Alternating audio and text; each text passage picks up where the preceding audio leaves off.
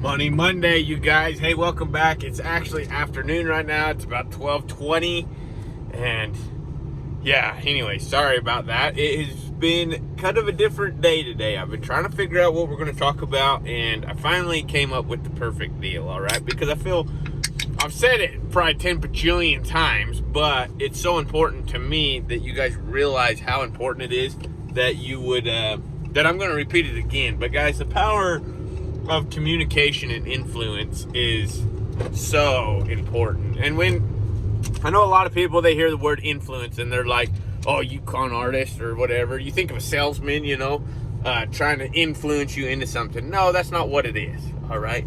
It's the ability to get somebody to maybe think the way you're thinking, or to get them to,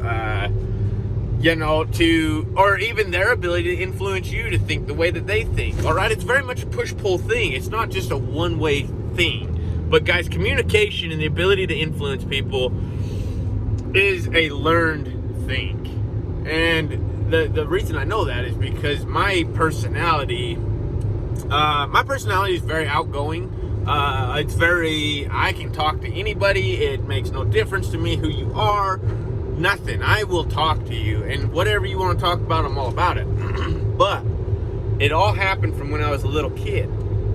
And my dad owns his own hardwood floor company, and so we were able to go to jobs with him when we were really, really little. We were 7 and 6. So I was 7, Jed was 6. And all my brothers went through the hardwood floor deal.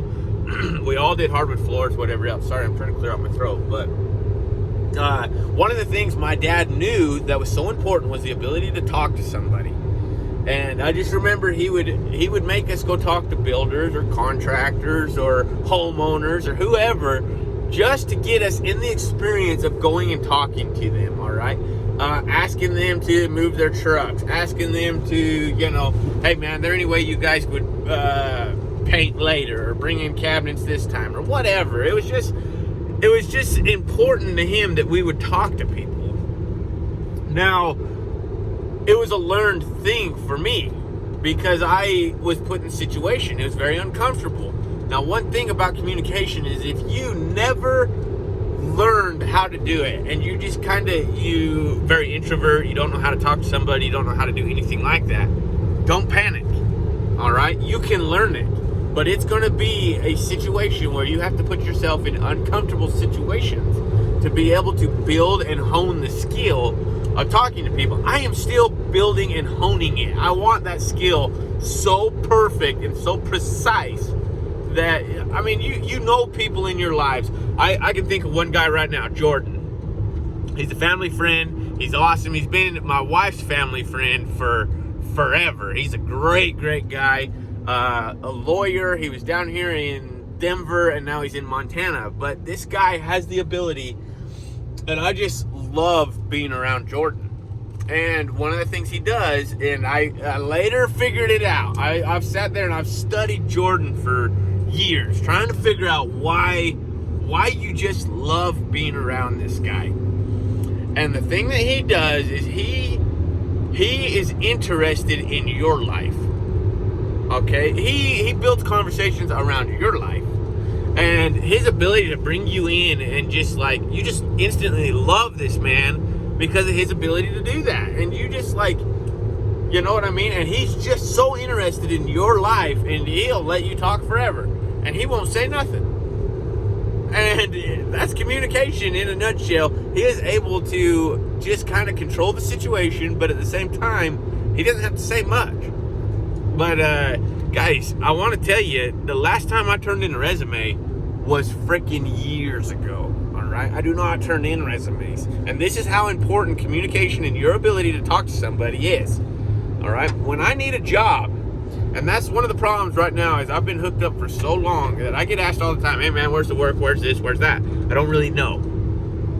And that's going to be the honest truth right now, because I've been with this company for so long that I don't really look for work right now. I have connections and I have the ability to find the work, but I don't know where anything is because I haven't had to look for so long. And not great. It's not a good thing right now. I probably need to get back on the horn and figure out where these jobs are and stay on top of it. But that's what I'm saying, is my ability to communicate with people and have a connection will lead to work. Now, say I want to go to North Dakota. I call up a couple of my buddies and say, hey man, how's everything going? You know, and I've been talking to them. You don't just call up and be like, hey man, where's the work? You know, bad communication. Figure that out. Nah, people like to be buttered up. You're not going to call me and be like, haven't talked to you in 2 years, where's the work? You know, and be like, I don't know.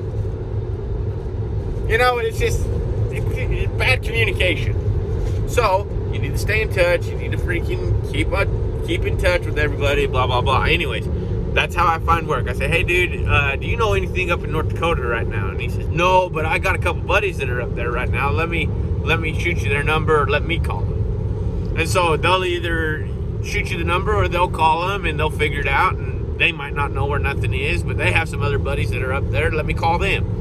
And that's how communication freaking works. That is why it is so freaking important that you put yourself in the situation to learn how to be, I hate to say a smooth talker, but somebody that is able to communicate and influence and be able to make people feel at home. All right.